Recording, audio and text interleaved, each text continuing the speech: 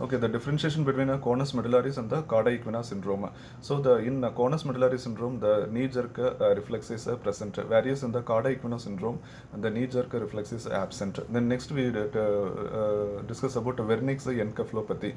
So mnemonic is a GOVA, that is a global confusion, ophthalmoplegia and ataxia. Then next about the most common primary malignant tumor in the heart is angiosarcoma. Most common primary malignant tumor in the heart in the pediatric population is rhabdomyosarcoma. Overall, the most common tumor in the heart is metastasis. Then FAST, that is a focused assessment with sonology in trauma. This is a expansion for FAST. So in this FAST, we keep the low frequency transducer ultrasound probe in 4 places. First, right upper quadrant to find any liver laceration, then left upper quadrant to find the spleen laceration, then epigastrium to rule out any cardiac tamponade, then a suprapubic area to see the accumulation of blood in the pelvis. Okay. Next, massive blood transmission. So massive blood transfusion is it is a transfusion of 5 liters of the blood over 24 hours or 2.5 liters over 4 hours. This is a massive blood transfusion. Okay. Next, we will see about a normal QT interval. Normal QT interval is from 360 to 440 milliseconds. QT interval is inversely proportional to calcium, magnesium, and potassium. So the hypocalcemia will always cause QT prolongation. Hypercalcemia will cause the shortening of the QT. Okay. The ivermectin is a drug of choice for onchocerciasis and strongyloidosis. Ganciclovir is a drug of choice in a CMV infections. Okay. The oxytocin is a drug of choice for postpartum hemorrhage. Okay. Sulfasalazine is a drug of choice for ulcerative colitis. Okay. Penicillamine. Penicillamine is used as a chelating agent in copper poisoning and Wilson disease. Other chelating agent is BAL, that is bismuth antileucite. It is used in mnemonic is BAL, that is like BAL, BAL, bismuth antileucite. It can be used in bismuth poisoning, arsenic poisoning, and lead poisoning. But BAL is contraindicated in cadmium and iron poisoning. Okay, calcium disodium EDTA. It is used as a chelating agent in milk. Okay, so that is manganese poisoning, then iron poisoning, lead poisoning, and cadmium poisoning. So EDTA can be used in mnemonic milk. Okay. Then Contrary syndrome. It is a fetal warfarin syndrome. Okay. Next, we will like in warfarin use, we have to monitor the extrinsic pathway, that is a PT and INR. In heparin use, we have to monitor the intrinsic pathway, that is APTT. So normal prothrombin time is 12 to 16 seconds. Normal APTT time is 26 to 32 seconds. Treatment of warfarin toxicity. If INR is less than 5, nothing. Then INR is more than 5 to 20, we have to give vitamin K. Then 5 to 20. Then INR is more than 20, we have to give fresh frozen plasma. Then next about HIT, that is heparin induced thrombocytopenia. Drug of choice is direct thrombin inhibitors like hiruridine, lepirudine, and bivalirudin. So this is a drug of choice for a direct thrombin. This is a drug of choice for heparin induced thrombocytopenia, that is a HIT syndrome.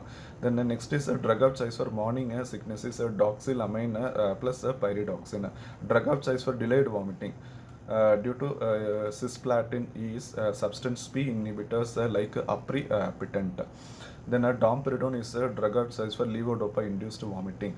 Okay. Next, inclusion cell disease or inclusion cell syndrome. It is a type of lysosomal storage disease.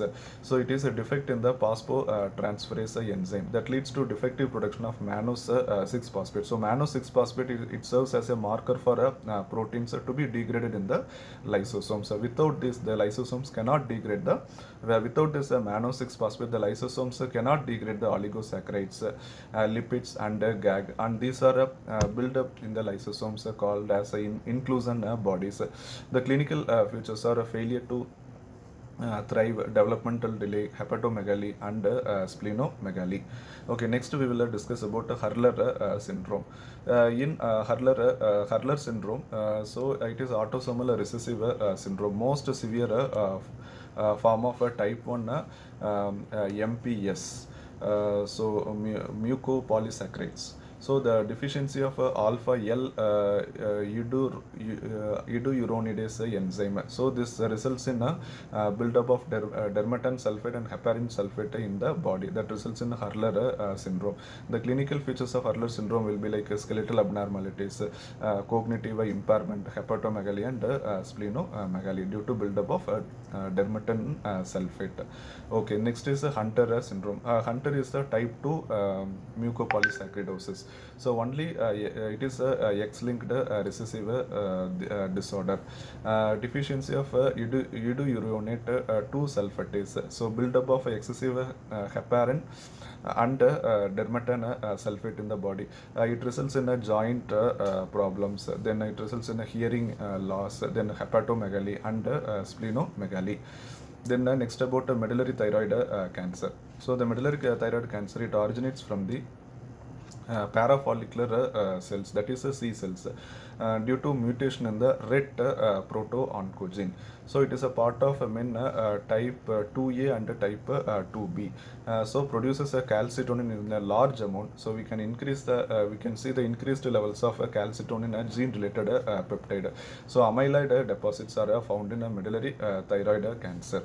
Okay, then we will discuss about some topic in anesthesiology, that is minimum alveolar concentration. It is a lowest concentration of the lowest concentration of the inhalational anesthetic agent in pulmonary alveoli needed to produce immobility in 50% of the individuals. So the factors which affect MAC, so they are young age. So that is the factors which increase the MAC are young age, chronic intoxication with alcohol, hypernatremia, acute amphetamine usage, cocaine and ephedrine. All this will increase the MAC. Which factors will decrease the MAC? They are like old age, acute intoxication with alcohol, hypothermia, hyperthermia, anemia, hypoxia, hypercarbia, and pregnancy. All these factors, they will decrease the MAC. Okay. Next about lithium. Lithium. So the lithium will inhibit the depression. So drug of choice in a bipolar mood disorder is lithium. So the side effects of lithium are increased leukocytes. Then there will be like tremors. The tremors is the most common side effect. Then hypothyroidism. Then increased urine. Okay, then it is avoided in expectant mothers, as it causes a Epstein anomaly, that is a tricuspid atresia.